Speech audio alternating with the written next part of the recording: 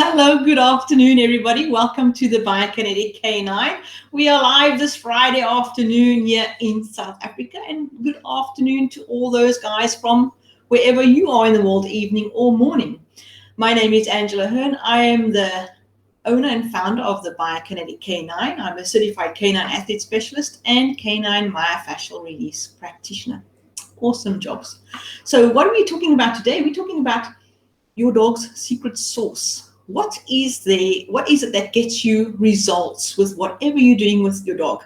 I'm going to be particularly asking and speaking about canine fitness and conditioning, of course, but also how it applies to sport and even your sport training.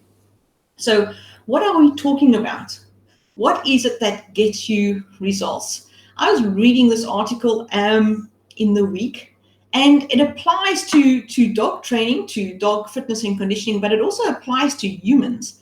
And I'll give you that story a little bit later on. But let's just dive straight in.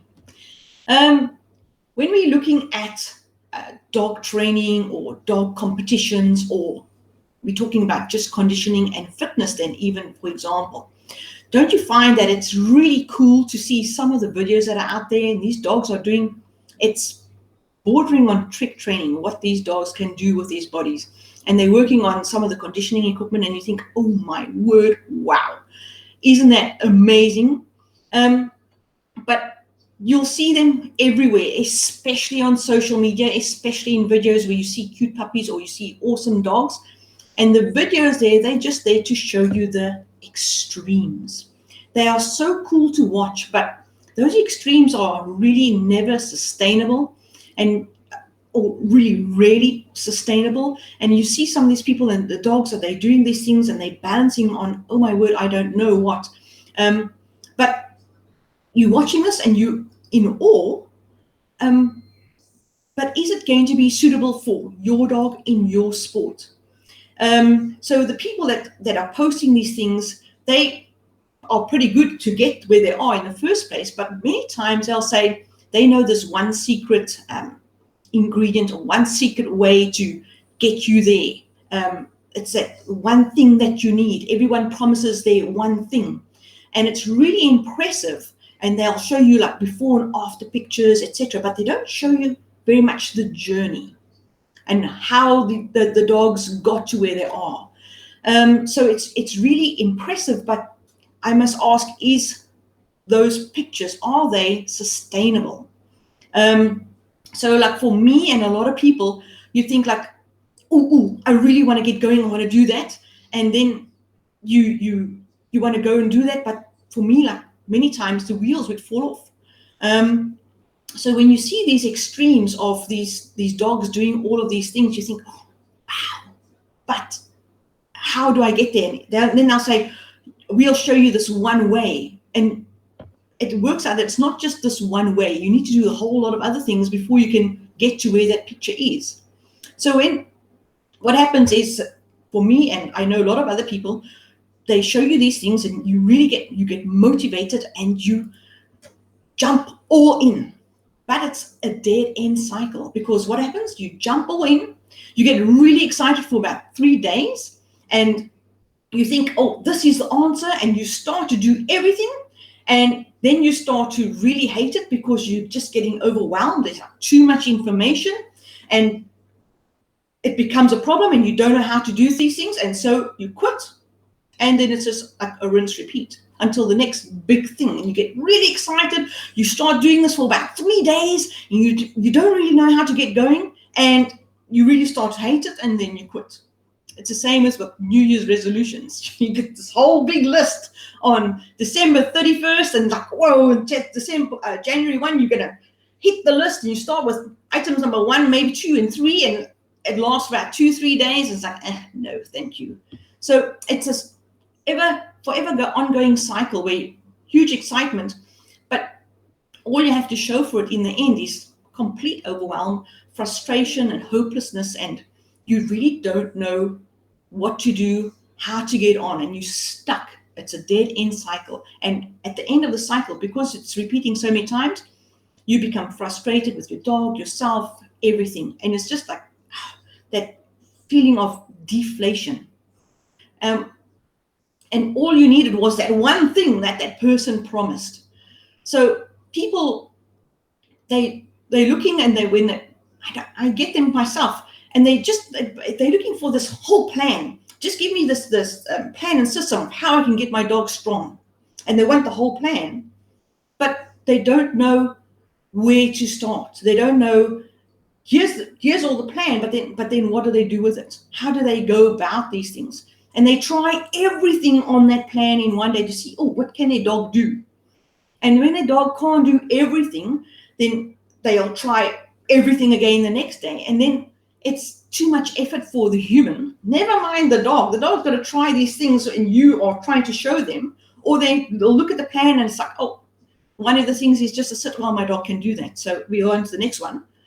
But they don't try harder, or they don't. It's not that they must try harder or run further or hike more with their dogs. And they try these things, and they just don't get the results because they keep on tinkering and dabbling in these things. They don't actually go in and dive, but they'll try. Here's a list of exercises. Let me try this one, and let me try that one. Or maybe I'll just run more, or maybe we'll go hiking some more, or maybe I'll just go and train more with my dog in my sport. I'll go do more jumps.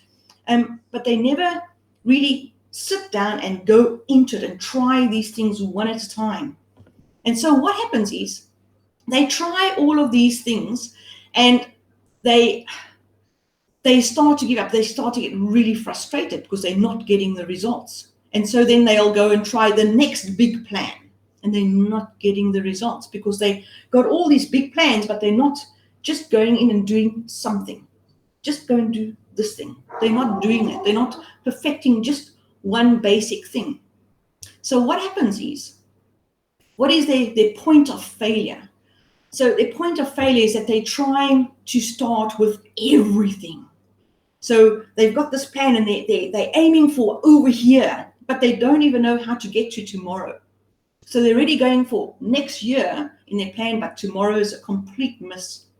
So they are not consistent in what they're trying to achieve. They're just looking at this big end result, and it's important to have a big end result. It really is. But what about the result for tomorrow and the result for next week? People are not even looking at that. By next week, they're just getting frustrated by this big list of all the things that they need to do in order to get their dogs strong. So they're looking is they will all start for aiming for next year, and I'm going to be doing this. Insert whatever wow factor you want to insert here, but they don't start with just that very next step, that very first thing that you must do.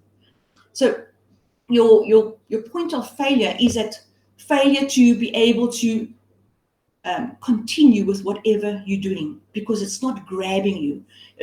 Your goal seems completely out of reach, and so you're not getting there, and so you start to your own enthusiasm starts to wane. What can you do about this? How can you get there? How can you not get to that point of failure? So how about just trying to aim for your very next step? Just your very next thing. Try and aim for just doing something twice a week, or maybe 3 times a week, instead of 5 to 6 times a week. And actually then life gets in the way, and you can't do something, and because you're doing something too many times, your dog gets injured, or you get injured, and you can't do, and then injury is also not going to help you be consistent in anything that you do. So what can you do? I suggest, why don't you just try and start here? Don't go there, just start here and do one thing for today or tomorrow. It's going to take you 5 or 10 minutes. That's all. Don't be the big hero of everything. Just try and get one thing, 1 to 2 things done in a week, and then you're already off to a much better start than what you were. Start with just the basics. So when you see things and you start with just the basics, just those foundation exercises, and if you look at any foundation exercises, is to sit your dog, is to down your dog, is to touch something with the front legs and touch something with the back legs. They really aren't sexy. Basics don't look sexy. They don't get you all the likes and shares like those extreme videos do. They don't get you all the wow factors. So those really smart videos that you're seeing, you must remember that those are just snapshots of just those few seconds in that day. It's not what people did along their journey. No, there's lots of wins and failures along the journey. But whatever video you're seeing that snapshot. We had it yesterday in my group. I did a live meeting, and I showed what happened with my dog, because I've been away from my training and my dog has gone a little bit weaker. And I was like, oh, what should I do? But I thought, no, let me show. This is what happens. Your dog gets weaker if you don't maintain and if you're not consistent in what you're training. And what I got from that is so much motivation that's why we're doing this right now. And we are pushing one another just to be a little bit more consistent in whatever we're doing, because life does get in the way and life does bring you down and you lose a bit of motivation. So what we're doing is just start with those basics. Those basics are not going to get you the big likes and the big shares and the big wows, but they are going to get you results. And in the end, that's what you want. You want to have visible, measurable results with whatever you're doing in life. Take, for example, this was what I was talking about right in the beginning. If with my husband, we had a chefing school, and we had one young woman come through, and she wanted to be a chef. And when we interviewed her, we asked, well, what do you like doing? Why do you want to be a chef? And she said, she was so shy, and she just said, I like cooking. That was it. I just like cooking. And she came into the kitchens, and she was really, how can I say this in the nicest way? She was so boring. She wasn't great in anything that she did. She was so green. She had zero knife skills, but she came in every single day, 6 days a week, and she practiced, and she watched, and she looked, and she learned, and she made mistakes, and she picked herself up, and she carried on, and she carried on. And it carried on for a while. And here, around about 6 months into her training, pennies started to drop. She was really consistent in everything that she did. Everything. She wasn't flash in anything. She didn't come with any brain waves or any success stories in her dishes. But she was consistent in everything, and her foundations were absolutely solid. Needless to say, she went on, she graduated really, really well. She went into one of the fine dining restaurants that is around this area, and she was picked to go on overseas into Heston Blumenthal's 5-star fat duck course, etc. But she traveled with the Olympic chefs that were there. And this is from somebody that just walked into our kitchen and said, oh, she likes to cook. And wasn't the rising star in the kitchen at all. But what she did do is she did all the boring stuff really well. She was absolutely consistent in all of her basic skills. And those basics is what got her to that huge acclaim out there in the world. So the basics aren't really sexy, but they are the ones that get you the results. They don't get you the likes and the shares and the flash, but they get you the results, and they help get you those results injury-free too. So what you do with those basics, what you do with those basic exercises that you need to do.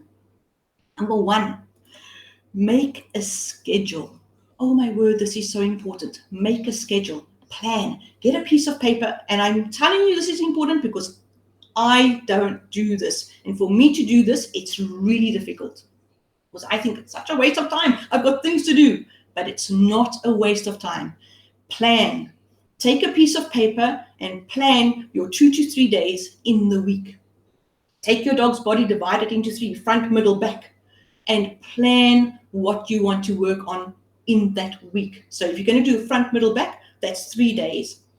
If you're going to do front, middle, and a bit of back, that's 2 days. And do those things on those 2 days. Don't do all the exercises for the front, all the exercises for the middle, and all the exercises for the back. No, just do 1 or 2 exercises for each section and just do that. so that you don't get overwhelmed with all these exercises. Because I promise, the more you go into fitness and the more you go into conditioning and exercises for your dog, oh my word, the list of exercises are this long. They are huge. There's so many things you can do. But you can only do all of these exercises if you start with the basic exercises. All those exercises are built off the basic ones. So just start with just those foundation basic exercises. I know the people that have done my workshops, I've given you a list of those basic exercises, those basic foundational exercises and what areas of the bodies they work. Just pick 1 or 2 of those things and do them 2 or 3 times in a week. That's all. And don't work more than 5 to 10 minutes until you get into it yourself and you start to see that your dog understands what's going on.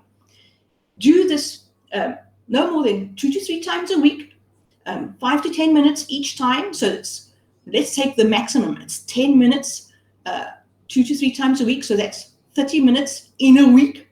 And then work this out just for 4 weeks. So you've got 4 plans per week. That's it. And it allows for problems to arise that you may have to go run out there with this kind of emergency or that kind of emergency, but you've got your plan. And it's made space for anything else that may happen in your life. You have those gaps and spaces that you can do. Be consistent, have a plan, make a schedule. That is really important. And why is it important? Because we people, we get decision fatigue. Like when we go, have you ever been to a restaurant where the menu is a book? It's 20 pages. I've been to some of those, and you think, oh my word, can you just give me a 1-page menu? As soon as you've got too many choices, we make choices all day, every day. What we're having for supper, chicken, fish, beef, what vegetables are we having? Broccoli, cauliflower, carrots, what? We make decisions all day. And so we suffer then from decision fatigue. So put these things in your plan and plan what you're doing. Decide the exercises. So when you start your training, you don't still have to think about, what am I going to train now? So you take your dog out, you got your platforms or whatever, and you think, what must I do? Have a plan so that you just go in there knowing. Things become much easier when you do these things. It's real if you've written it up, and so you know what you need to do. Everything is decided there before you start. So immediately before you start, your whole stress load is way down there, really low. It includes any safety nets for what life may throw in between. And it saves you time, but more importantly, it adds motivation. It adds motivation. So keep your whole exercise regime to 2 to 3 times a week if you're starting off, with just 2 exercises each time. That's all. Get good at the fundamentals. Those fundamentals are supposed to be fun. They're supposed to motivate you to try it again. They're not supposed to be so difficult that they are outside your reach. That's what makes them fundamentals. They are really basic, but they are the foundation for everything that you do with your dog when it comes to fitness and conditioning. It's the same with if you're going out to train for your dog for IGP. Get the dog to enjoy what they're doing. Otherwise, you're going to struggle with that bond that you need on the field. And people are going to go, well, have you got a relationship with your dog? No, because you haven't had the bond. Your foundation is lacking. So get good at those fundamentals. Make it fun for you and your dog. Start easy and build from that. Always start super easy. That's how kids learn, when things are playing and it's easy, and then as they become skilled, and they add the difficulties. So start easy. Don't start with this big balancing peanut and the dog's got to balance on whatever equipment that you've got there and it's got to do all these tricks. That's too difficult and it's dangerous. It's really dangerous. So start easy and build. Remember all the things within your sport that you're doing. You're already training for your sport. You're already doing lots of things. So you can include your basic conditioning principles of, are you doing a bit of cardio with your dog? Are you doing a little bit of strength with your dog? Are you doing a little bit of flexibility with your dog? Are you doing a little bit of balance with your dog, including your sport? So if you've done a lot of sporting things right now at the club, What are the things that you haven't included? Just add it in there and do those things as a fun exercise for your dog. It's a bonding time and it's a fun time with your dog. So get the basic movements and use them in your sport and get good at those. Get really good at those basics. And always remember, above everything that you do with all of those basics, if you can take just 2 basic exercises twice a week or 3 times a week, those basics, be really strict on the form. Watch the form. So when you see on your list of basic exercises to do with your dog to start conditioning and fitness training with your dog, and it just says, wow, you must do a sit, rock back sit, watch the form. Make sure all their paws are nice and square. Make sure that the knees and the back legs are nicely tucked. Make sure the front legs are nicely underneath the shoulders. Don't just make it it's a wishy-washy sit. Make sure that the form is correct. Take one exercise and concentrate on the form above everything. Form trumps everything else. It puts the stresses on the right muscles in the right places. That's what form does. Because you don't want to just be able to just sit your dog and there isn't the right stress on the right muscle, because then the right muscle is not being worked. Then what is the point of doing that exercise? It prevents injury. Form prevents injury. If you are doing the form correctly, you're not overworking the wrong muscles or causing an imbalance. Just like our sport training, if we only train in our sport training and you're really good at your sport training, you're also causing imbalances. So you need to take your sport training and you have to create balance in the muscles. And that's where you do your conditioning exercises and you concentrate on the form, because you want those muscles to have the correct stresses and make sure that they are being worked correctly. There's always extreme videos in training. You see it, those extreme long bites, and my heart stops. Oh my word, it really does, especially if the dog is not conditioned yet to handle that type of impact. And it gets the clicks. But if you can take a basic exercise, and this is where I see dogs and they're doing just a basic exercise and I see how the muscles are moving as a dog positions itself into that exercise, that for me is super sexy. I really love it. I get goosebumps. I love seeing that in a dog. I really do. Not everybody can see it, but I can see it when a dog is on a field and I see that the dog has done some form of conditioning work. I can see it exactly in how those dogs move. And it is absolutely fantastic. And it makes the dog stand out from the rest. It really does. So above all, anything else that you're doing with regard to fitness or conditioning with your dog, just take the few fundamental basic foundation exercises and make sure that your dog is doing them in absolutely the correct form. And sometimes that correct form is just maybe how you're holding a treat, how you can get your dog to actually stretch his spine up so that he's engaging those muscles along the spine, just by holding the treat at a different angle.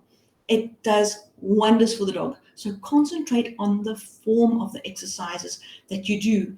And then once you've got all those 2-3 times a week, 2 exercises each session, and you are perfecting the form of those exercises, then you're hitting your basics consistently, because it's easy to do and you're going to start to see results.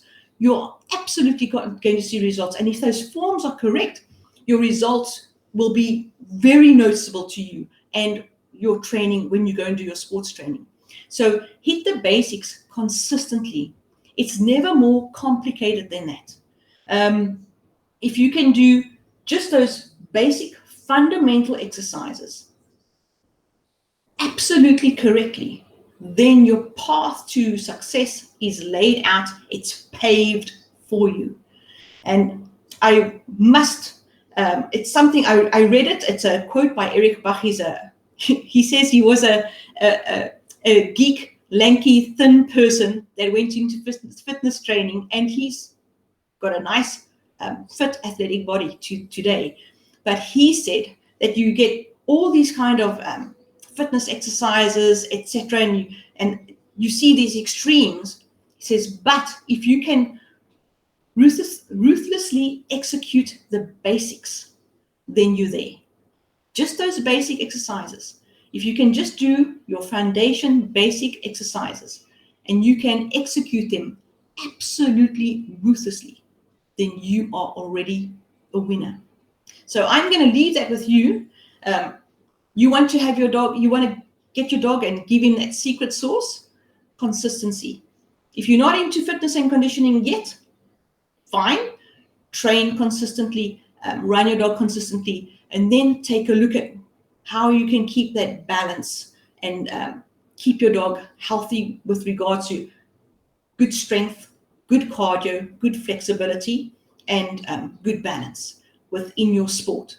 And then go and look at those fundamental exercises and choose 2 and do them 3 times a week. So 2 exercises on day 1, 2 exercises on day 2, and 2 exercises on day 3. That's all. And concentrate on the form of those exercises. And you will start to see results beyond your imagination with your dog. Concentrate on the form of those exercises, and you will absolutely love them. Your dog will love them too. Remember to keep them fun with your dog. It's not a competition. You're not going to be scored for it ever. You're never going to get score for your fitness and conditioning, but your fitness and conditioning will really improve your score in your sport. So go out there this weekend, think about these things and take a look at what your dog is doing in its sport, what he needs to have to add to his sport, and go and look at the foundational exercises that are out there and make sure that your dog's form in the execution of those exercises are absolutely ruthlessly perfect and ruthlessly consistent. And you are going to be the absolute winner in whatever you're doing with your dog. So I hope you take that with you. Have a very awesome, excellent weekend. If you're looking at what those foundational exercises are, go and take a look at our workshops. You get those lists. They are all included in there. Have a very awesome weekend. If you have any questions about what we're doing, please go take a look at our website. I'm the biokineticcanine.com, and you are most welcome to email me at fit@thebiokineticcanine.com if you have any questions about what I spoke today and regards to fitness and conditioning for your sporting dog. All right, everybody. So I'm going to say, have a very excellent weekend. Enjoy training your dog. Give them big hugs from me. And I will see you next time.